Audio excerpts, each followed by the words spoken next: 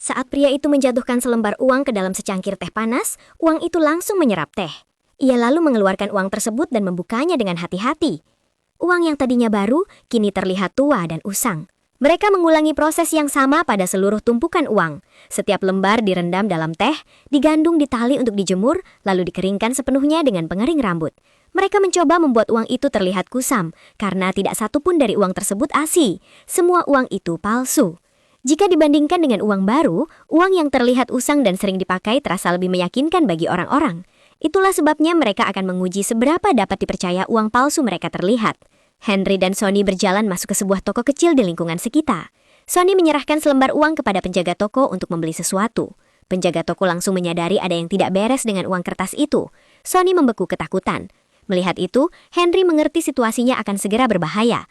Ia segera ke depan, meraih tangan Sonny dan menariknya menjauh dari penjaga toko. Dalam kekacauan kerumunan, kedua sahabat itu berhasil melarikan diri. Mereka mengira membuat uang palsu akan mudah, namun aksi pertama mereka ketahuan hanya dalam hitungan detik. Masalahnya bukan soal keberuntungan, tetapi kesalahannya ada pada rencana itu sendiri. Uang asli dicetak di atas kertas khusus, berbahan dasar kapas yang terasa sangat berbeda, dan juga menghasilkan tekstur yang kuat. Lalu ada tinta khusus yang membuat warnanya menyatu, agar terlihat berubah saat sudut pandang berganti. Selain itu ada pita pengaman. Jika mereka ingin membuat uang palsu berkualitas tinggi, mereka harus memecahkan semua ini dan meniru setiap detil kecil dengan akurat. Uang asli memiliki microtext yang sangat detil, sehingga mesin terbaik di dunia pun akan mendistorsinya saat dipindai.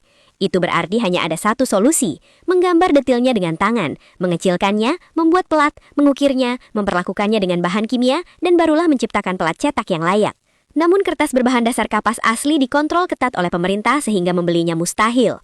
Mereka hanya punya satu pilihan tersisa, yaitu mencari kertas lain yang terasa sama.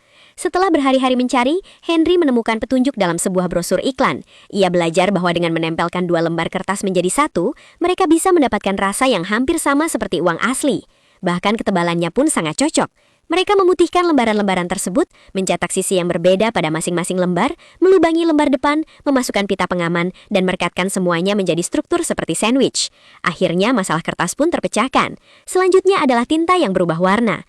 Dengan menggunakan cat dan tinta metalik yang tersedia di pasaran, Henry menciptakan warna yang berubah sesuai sudut pandang, seperti aslinya. Mereka menambahkan lapisan pernis bening agar suara dan sentuhannya terasa otentik, lalu kembali membuat uang tersebut tampak lama secara buatan untuk menguji kualitas batch baru. Akhirnya, mereka kembali ke toko lokal di sudut jalan yang sama, dan kali ini uang itu berhasil digunakan.